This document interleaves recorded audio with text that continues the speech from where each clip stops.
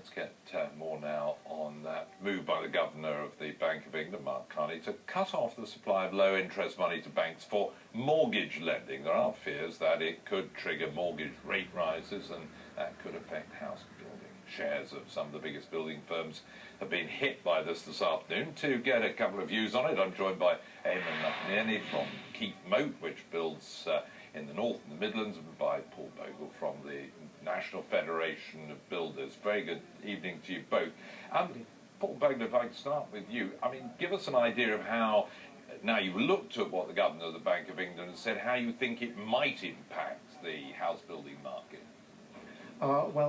There are different parts of the house building market. There's a larger sector which is made up of volume house builders, and there's also the SME sector.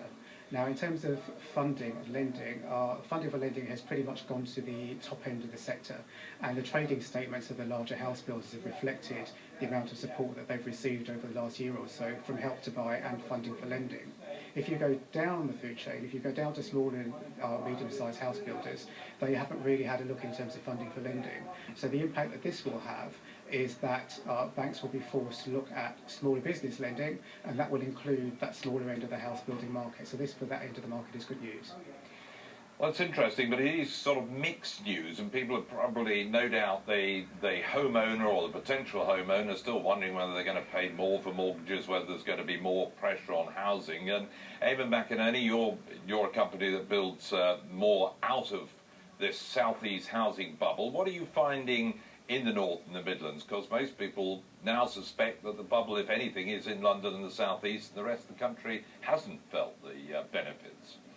I think that the funding for lending has helped all house purchasers across the whole of the UK.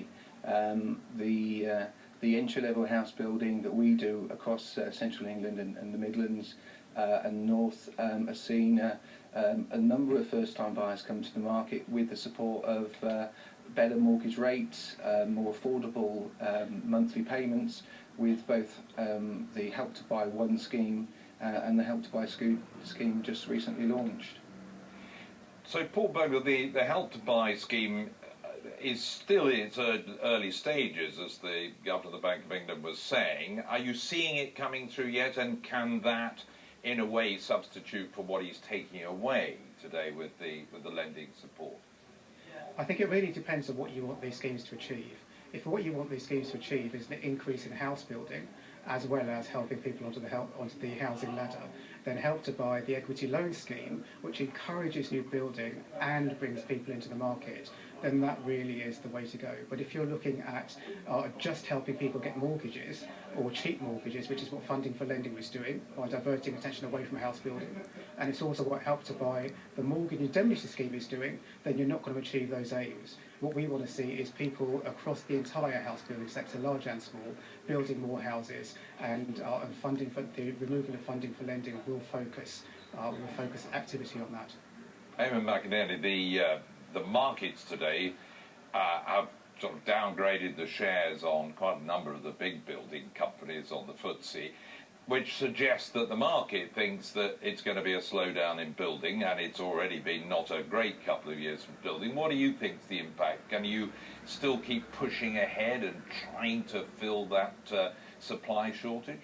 I think we can. I think in terms of affordability, we're seeing now a lot more regional lenders, building societies come into the market with 95% loan to value lending.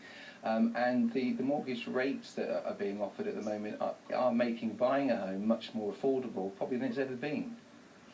But Mr. McInerney, the figures suggest that still nowhere near enough houses are being built. I think in the last year 108,000, and about half of what the experts suggested we really need if we're to be keeping up with the demand, particularly at those sort of lower, the entry-level housing that you've been talking about, and clearly you specialise in.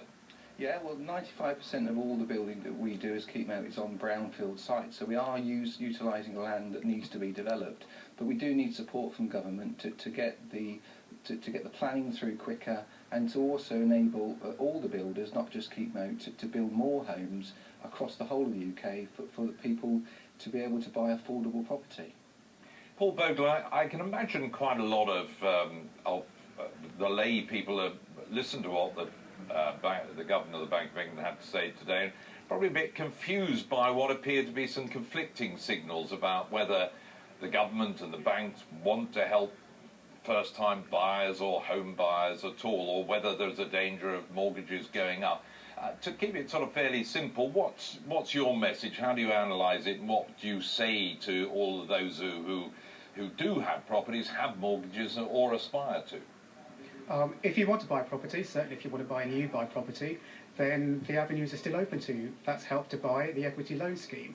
If you're not a first-time buyer and you want to buy a home, then Help to Buy, the mortgage indemnity scheme, is there for you. So really there are still avenues open to you as someone who wants to buy a home, whether a first-time buyer or a second homeowner. Those avenues are still there. Nothing really has changed in that respect. It's really just about how businesses that build houses and offer mortgages are being funded. Paul Vogel and Eamonn McInerney, very good to have your input. Thanks very much.